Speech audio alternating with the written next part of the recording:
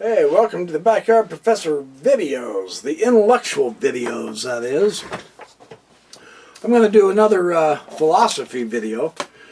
This is a paper I wrote about a month ago or so, and I thought, you know, I'm gonna share this. This also has some fun information in it that I just browse through my books when I get in the mood to write and put two and two together and come up with four. So.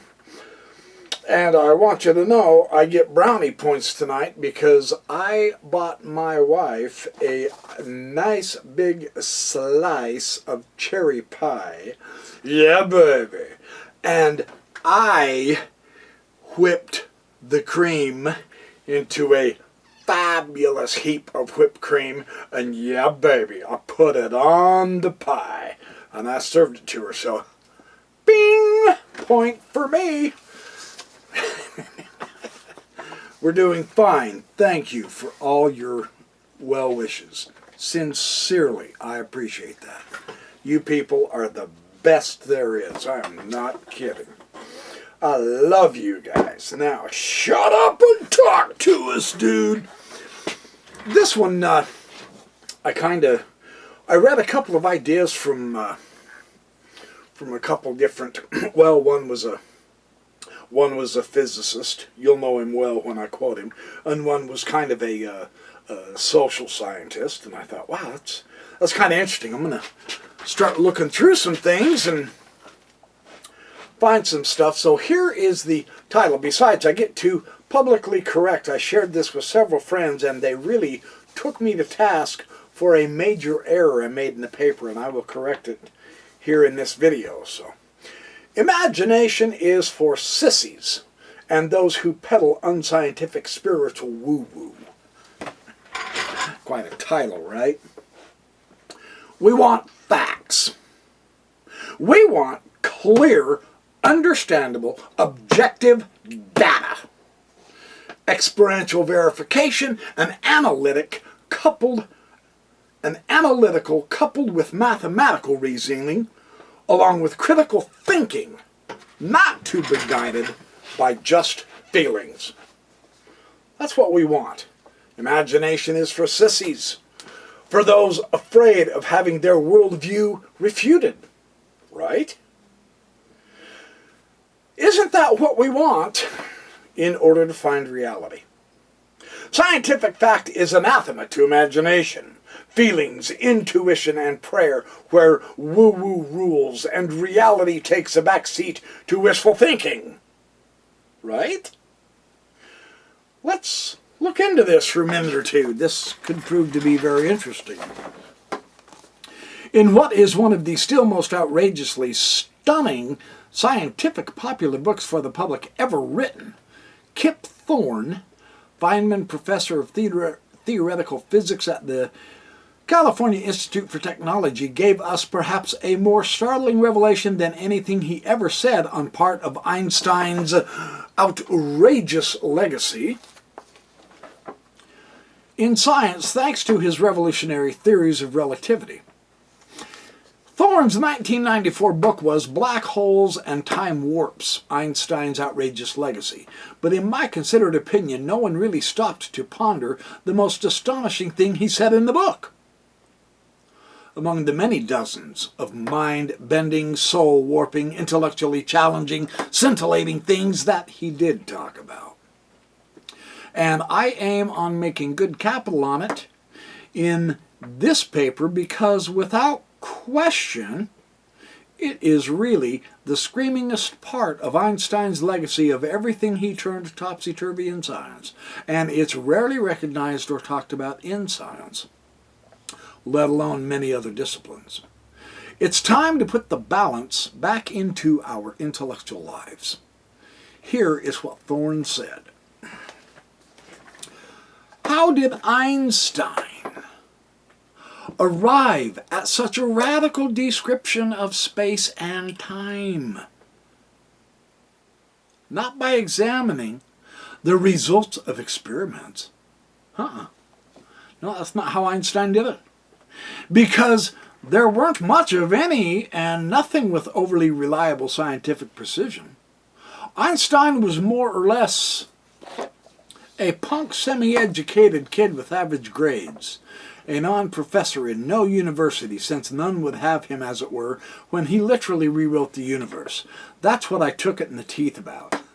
He actually was very good in physics. I knew that, actually, and so he wasn't just a punk nobody. He had already mastered calculus, for instance. He was well ahead of where I gave the impression, and so I want to correct that impression.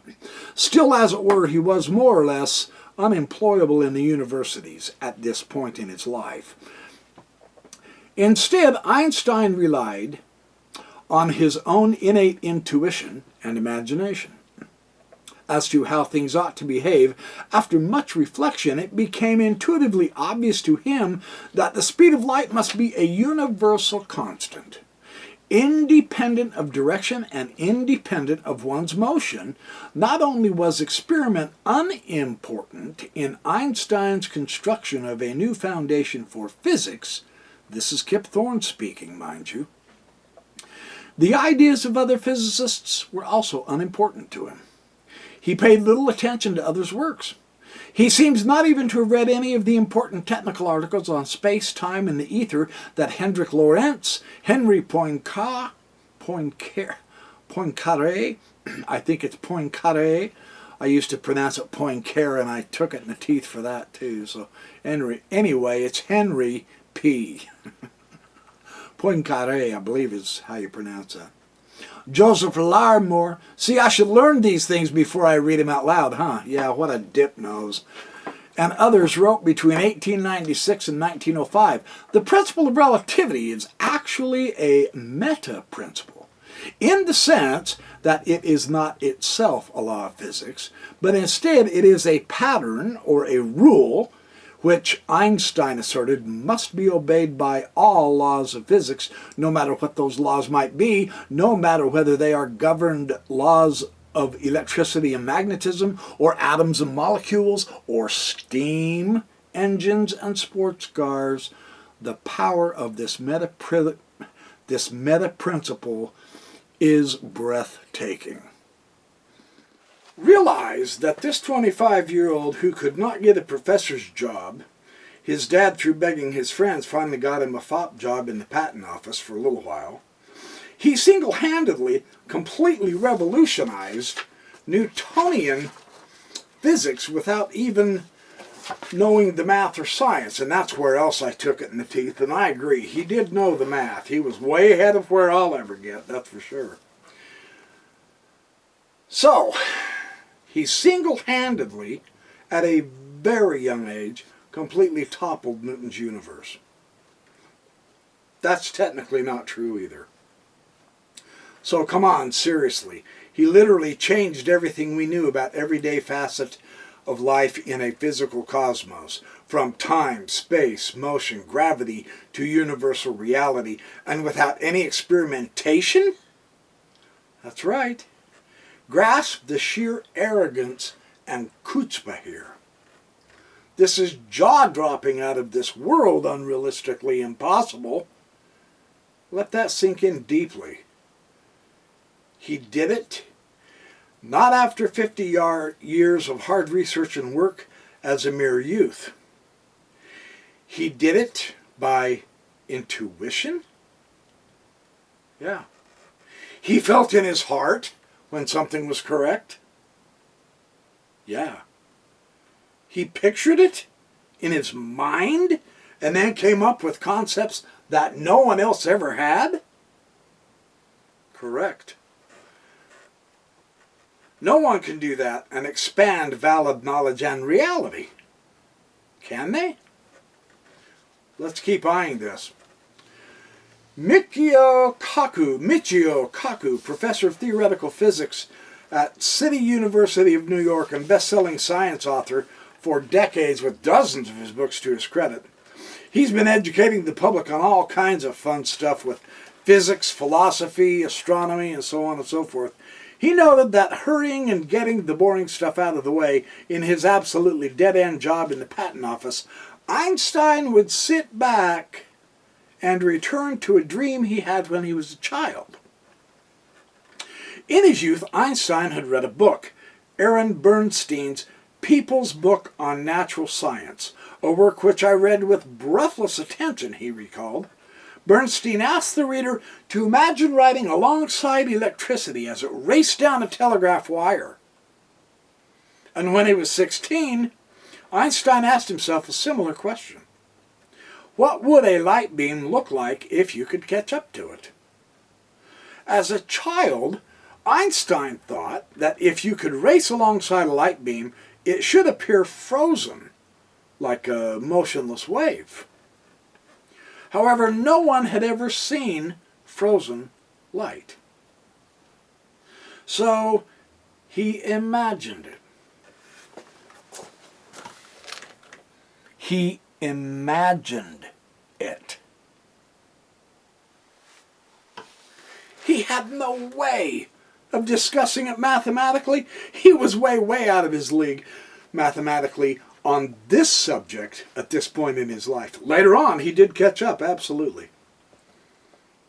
There was literally nothing science could do to back him up, since there was no science for him to lay hold of or that could help him learn what would happen. All he could do is imagine it up in his head. And hopefully not come up with anything too wild. Imagination leads to train wrecks, scientifically in a lot of cases, you know. Or at least that is sometimes what is imagined. Einstein recalled on another occasion, I was sitting in a chair in the patent office in Bern when all of a sudden a thought occurred to me. If a person falls freely, he will not feel his own weight. I was startled.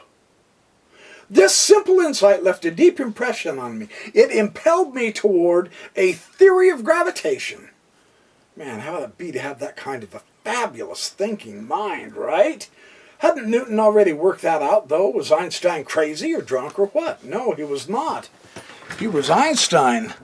Oh, that's better. Hold on, there we go. I felt like I was tipping over. Holy crap. We don't want to tip over here. So he imagined things up in his mind.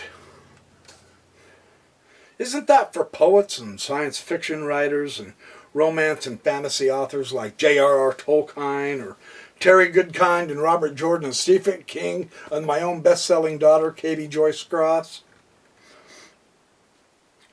And that's supposed to be a valid way of learning using imagination?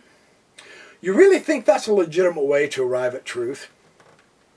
Contrast that in experiment after long, tedious hours of testing and experimentation, Newton using all kinds of mathematics, apparatus, inventing a new mathematics, the calculus, remember, and writing a tome of many hundreds of pages with complex analysis and charts and diagrams, and he gathered some scientific valid ideas, and some young kid imagining things up in his head outdid Newton. And he completely changed everything we had known as actual reality and knowledge about what space and time is and is about motion and reality is, by imagining something different. The audacity here is utterly arrogant and audaciously ridiculous. Subjective imagining things is not scientific and cannot possibly arrive at objectively testable knowledge. That's what we're being told anyway. Let's keep looking. Astrophysicist Donald Goldsmith says we cannot reasonably expect the universe to behave in accordance with our intuition. Formed by our limited experiences on this planet, our intuitive conclusions have no logical claim to include far-reaching truths about the universe as a whole. Amazingly enough, world-renowned quantum physicist David Bohm bluntly put it, every kind of thought, mathematical thought included, is an abstraction. And he also noted that Einstein appreciated mathematics and beauty, but that is not the point that he started from. Instead, he started with unspecifiable feelings. Feelings? Yes, feelings. Unspecifiable feelings was Einstein's beginning point, and a succession of images out of which more detailed concepts eventually emerged. Professor of physics at Dartmouth College, Delo E. Mook wrote, Albert Einstein's work on relativity was guided by a series of simple, even childlike questions. Benesh Hoffman, Professor Emeritus at Queen's College of Cooney, intoned, a lesser man would at once have dismissed this principle of general relativity as a pleasing fantasy that unfortunately conflicted with elementary facts of everyday experience. You think? Yeah. But Einstein trusted his aesthetic sense. And we are so much the better for it, aren't we? Einstein imagining is what this is. In essence, he said everything has to behave the way I say so because I imagined it first. Let that sink in. And I got a hunch on this one, he said. And I really have a strong intuition here. And he was right. No joke. Of the twin paradox, and this is where one twin will stay home and the other flies off into outer space at almost the speed of light and then comes back and finds that he's 1 year older and aged from 35 to 36, while his twin is 96 years old here when he gets back. That's the twin paradox. That imaginary story may seem utterly fantastic, meaning quite frankly stupid, ridiculous, and yet it's absolutely true. And it's been proven thousands of times. Absolutely, with all kinds of experiments, mostly with atomic clocks. But it has been proven. Author Nessia H. Apfel wrote, Einstein was fond of using thought experiments to help explain his concepts, both to himself and to other people who was willing to listen to him. By imagining specific situations which would be actually impossible to create in the real world, he derived solutions to the problems he was working on. What a fantastic brain he had. But what a fantastic brain we all have. The imagining brain. Professor of Particle Physics at the University of Manchester and Professor of Theoretical Physics at the University of Manchester, Brian Cox and Jeff Forshaw, said Einstein used thought experiments since they were his favorite technique, and therefore, our goal for the next few pages is to work out the consequences of Einstein's axioms.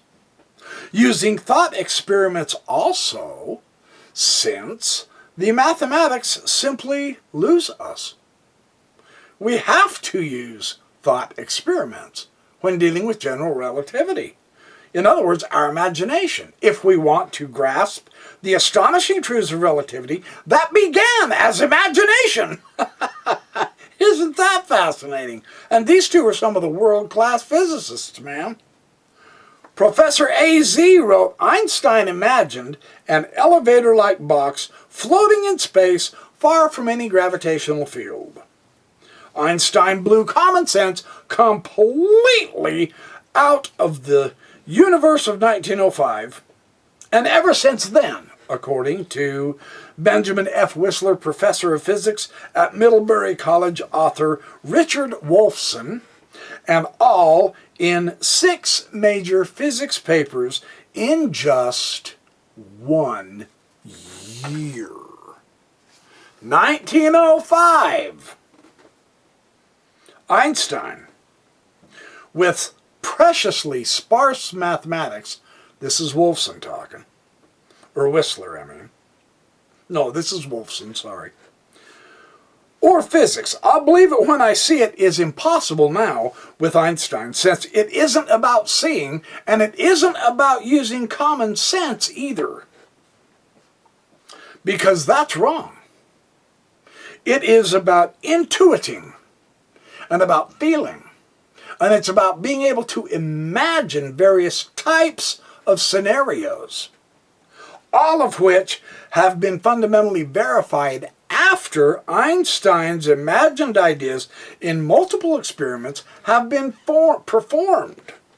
According to Clifford M. Will, who is the professor of physics and a member of the McDonnell Center for the Space Sciences at Washington University in St. Louis. I'm trying to give all of their credentials because I'm using really seriously valid physicists for agreeing that we have here something that is utterly so beautiful and remarkable that we want to capture this and use it ourselves. And that something is called our imagination, to help us grasp reality and truth and beauty, which, quite frankly, is tied all together. No joke.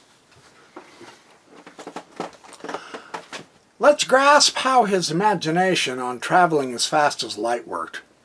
Albert tried to form a simple picture of how light works.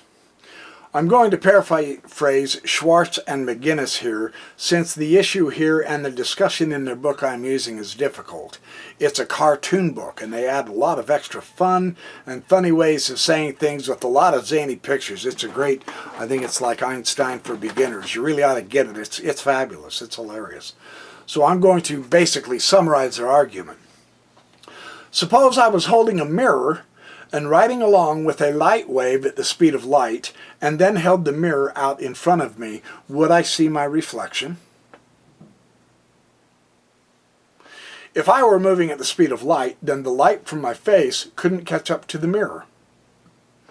Because if you are moving at the speed of light, and the mirror is moving at the speed of light, the light can't catch up to the mirror. The light isn't moving with respect to you, and can't catch up to the mirror to get reflected. But no matter whether there was an ether or not, my image should not disappear. And that's what bothered Einstein. But then an observer on the ground would see the light leaving Albert's face twice at normal velocity, which is really wild. Albert thinks if I'm moving at 186,000 miles per second, and the light leaves my face at 186,000 miles per second, see, then relative to the ground, the light should be traveling at 186,000 plus 186,000 at 372,000 miles per second, right? That doesn't make sense, though. The speed of waves, light at this time was thought as a wave, depends only on the medium and not on the source. So sound, traveling on waves from a passing train, covers the distance to the observer in the same time no matter how fast the train is moving. The equations for electromagnetism of Maxwell said the same thing.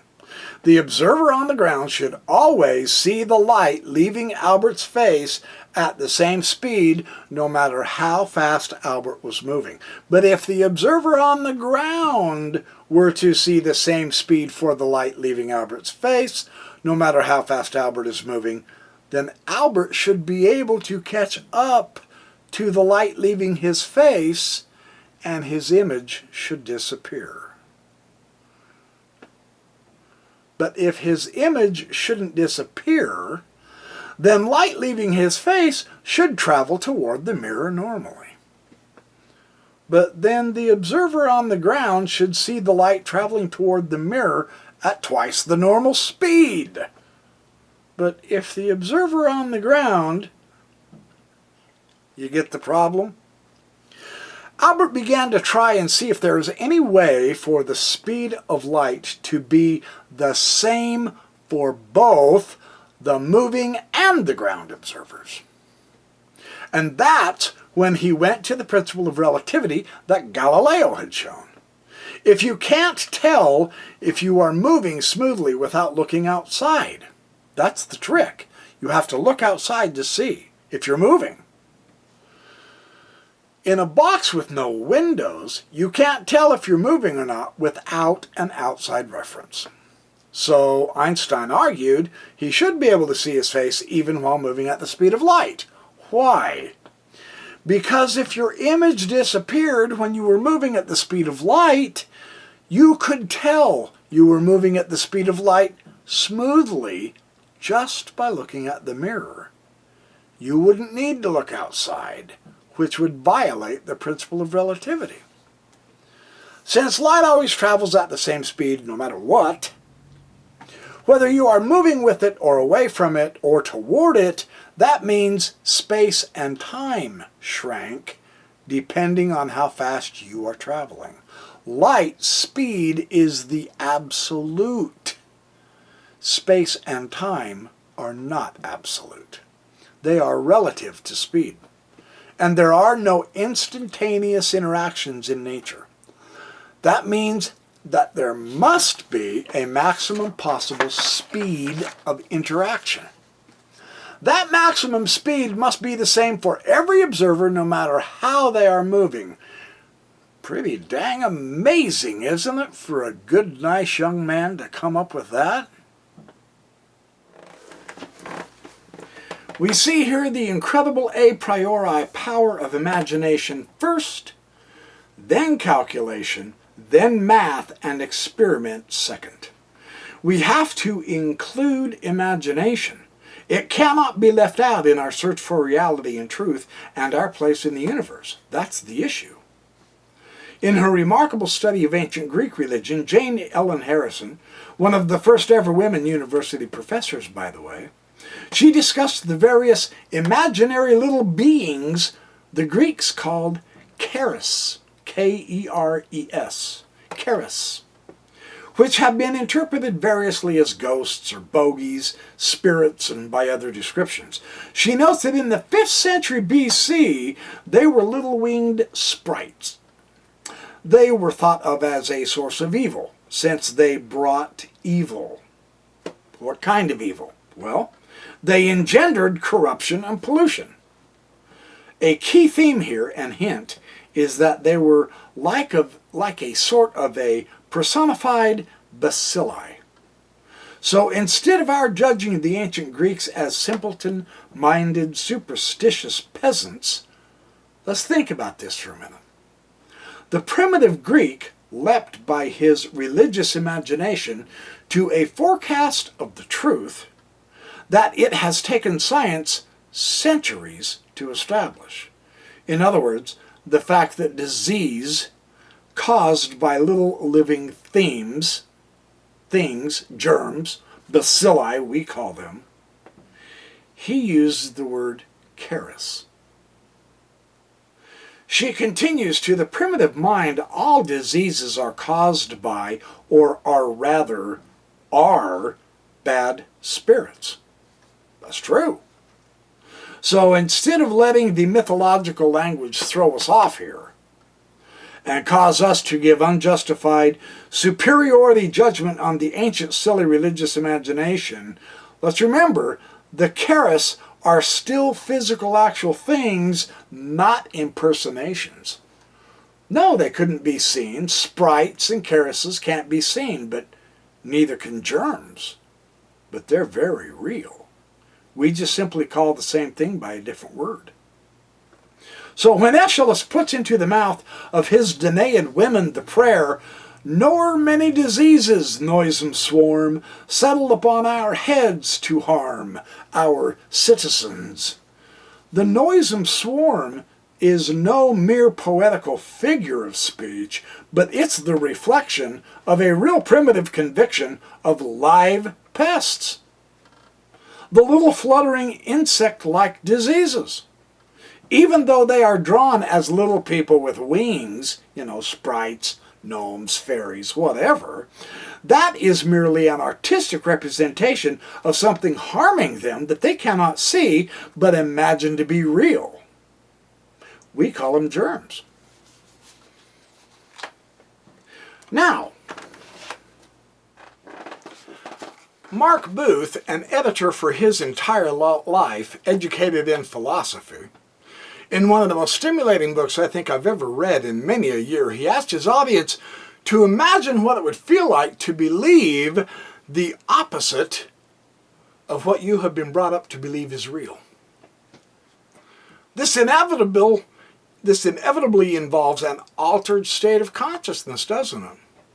And to some degree or other, which is just as it should be, because at the heart of all esoteric teachings in all parts of the world lies the belief that higher forms of consciousness and intelligence can be assessed in altered states. Well, the reason why the ancients gave us the stories and myths is because they were giving us an account of history with its mythical and supernatural happenings of how human consciousness evolved. Their view is that the world is first mind and then matter, which science has fought against since Newton. One reason William Blake was so adamantly against Newton's worldview. In our minds, a thought is never still. It is a living thing, and it can never be identified definitively with the dead letter of language. That is why Schopenhauer said that as soon as you try to put a thought, this is pretty interesting, as soon as you try to put a thought into words, it ceases to be true. When we try to imagine ourselves into the mind of someone about 2,500 years ago walking through woodland to a sacred grove or to a sacred temple, or across a sacred river such as the Newgrange in Ireland or Eleusis in Greece, to such a person the wood and everything in it is alive. Ilya Prigogine, the Nobel Prize winner in chemistry and the recipient of over 40 honorary degrees from 40 different universities, has noted everywhere around us we see the emergence of structures that bear witness to the creativity of nature, to use Whitehead's terms. He is also aware that science has been heading down the road for many decades now to the feeling of alienation, because the negation of everything that gives meaning to human life, but it does not need to be that way, because creativity and imagination in his work has spurred him on to some pretty great and exciting discoveries. But notice he says that human creativity and imagination is what led him to the wonderful discoveries. That's really important.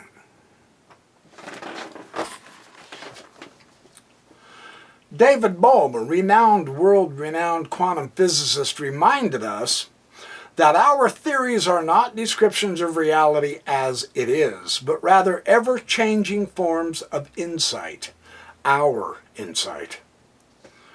In conjunction with this, the important point of Werner Heisenberg, another one of the quantum physics founding fathers, he formulated the uncertainty principle.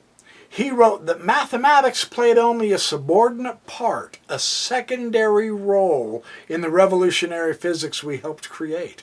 Mathematics is the form in which we express our understanding of nature, but it is not the content of that understanding. That's a pretty profound idea from Heisenberg, isn't it? The cosmos is beauty. Beauty is a value, it's a qualia. This defies purely rational analytic thinking, but we certainly can and do say rational things about it. But the rational intellect, at its highest, only establishes facts. Conversely, the cognitive power through which we experience beauty establishes value and meaning for human lives. Beauty ultimately transcends reductive analysis. At its fullest, it may only be experienced, and it is through the experiencing of beauty we become truly human. And this is what I think Heisenberg was getting at. To think creatively is first to feel. The desire to understand must be whipped together with sensual and emotional feelings and blended with intellect to yield imaginative insight. Indeed, the intimate connections between thinking and emotions and feelings are the subject of a startling book by neurologist Antonio Damasio, who finds against René Descartes' separation of mind and thinking from body and being and feeling, that neurological patients whose emotional effect is grossly altered due to strokes, accidents, or even tumors, they lose the ability to make rational plans. Because they are unable to become emotionally involved in that process and in their decisions, they hence fail to make good decisions. Fascinating, isn't it? Our feelings, our intuitions, are not impediments to rational thinking. They form its origin and its basis. For Damasio, body and mind, emotion and intellect are inseparable. Creative thinking and expression in every discipline are born of intuition and emotion. Max Planck, the founder of quantum mechanics, quantum physics, said it plain: the scientist needs an artistically creative imagination. Indeed, scientist and artist are kin. For their insights begin in the same realm of feeling and emotion and intuition, and they emerge into consciousness through the same creative process. That's fantastically interesting, isn't it? David Feidler, a classic scholar and founder of Thanes Press in Alexandria, a classical journal of the Western cosmological traditions, has described what we need to do to begin our own creative thinking and finding experiences which fill our lives with meaning, with joy, with profound satisfaction and fulfillment, to overthrow the stale banality that life has become for so many millions of people. In large part because science in the last several centuries has, if not killed, then severely crippled spirituality for the West. And is there anything we can do about that? I suspect there is. Agreeing with Einstein, who said, "I maintain that the cosmic religious feeling is the strongest and noblest motive for scientific research," Feidler notes, "The order and beauty of nature, these awaken wonder, awe, and amazement. Thus, the sense of wonder is the cosmological impulse, the common seed from which religion, philosophy, and science emerge." Using Samuel Taylor Coleridge, Feidler gives us some deliciously startling, something fascinatingly conceptual. The underlying reality of the world is not matter, whatever that might be, but non-material patterns of relationship. Coleridge, in a famous passage, explained how nature's creative power and humanity's creative power are one and the same, for the rules of the imagination are themselves the very powers of growth and production. In discussing the overwhelmingly gorgeous Navajo sand paintings used for healing and prophecy and other uses, Joseph Campbell, the world-renowned mythologist, noted the meticulous details, the astounding lengths of time that it takes to make truly perfect, absolutely perfect sand paintings using only their hands. And they always leave one thing out. They leave it incomplete. The reason why is to complete it is to imbue it with incredible power. And once they're done with them, after their use, they aren't just brushed away. No, no. The sand is very carefully put into a special container and taken away to where nobody knows where it goes. It is sacred. It is powerful. It is imaginative. And it's gloriously thrilling to look over those fabulous, beautiful creations. If you've never seen Navajo sand paintings, I'm serious, look them up. They are incredible. Yeah, there's probably YouTube videos on it. I'm going to go look them up. They are fabulous. It opens one up to transcendence. That's what they do. The deity opens. You have a religion of identification with the divine. Is what they begin to experience step by step. Little here and little there. The hidden order of life would reveal itself to those who approach it with an affirmative mind and an open heart. And one of Joseph Campbell's favorite sayings, really truly, was, "The Godhead is effective in the living and not in the dead, in the becoming and the changing, not in the become and the set fast." Oh, I love that. That's fabulous. Another mythologist, Mircea Eliade, he advocated it is the religious vision of the world and the ideology derived from it which have enabled man to bring his individual experience fulfillment to open it toward the universe. So this idea of opening, this awakening, as it were, this is our personal initiation, is what we'll go through, is what they're talking about. And it's our initiation into our knowledge. Our imagination responds, or repowers, I should say, repowers us as ultimately the entire universe itself is holy. And there's nothing without which is without a share of soul.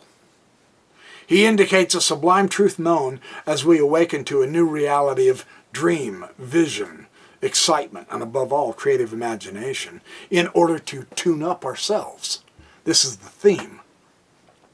Our individual souls, rooted in the cosmic soul, feed on beauty. In order to feel fulfilled as humans, we need to taste and deeply savor our relation to the greater whole, from which we have emerged. Nature's elegant patterns of sharing radiant beauty and goodness, a beauty and goodness that we embody that in a most profound way. When we can sense the vitally exuberant power of the world's soul and perceive its radiance shining through the forms of nature, we become tangibly aware of our innermost bonds with the living universe. Our imaginations will reanimate our spirituality, which will once again revitalize life as it is supposed to be. Imagination is spirituality. The processing ourselves back into the ground of our existence, the living universe. Yeah. This is how the ancients understood it to be. Their vital discoveries, their astonishing accomplishments, were made precisely because they were animated with their hearts, their souls, their connections spiritually, psychologically, physically, mentally, with the real home, of which we are all the universe. The most creative process there's ever been. We are that process. Blessed Sister, Holy Mother, Spirit of the Fountain, Spirit of the Garden, suffer us not to mock ourselves with falsehood. Teach us to care and not to care. Teach us to sit still, even among these rocks. Our peace is His will, and even among these rocks, sister, mother, and spirit of the river, spirit of the sea, suffer me not to be separated, and let my cry come unto thee. T.S. Eliot.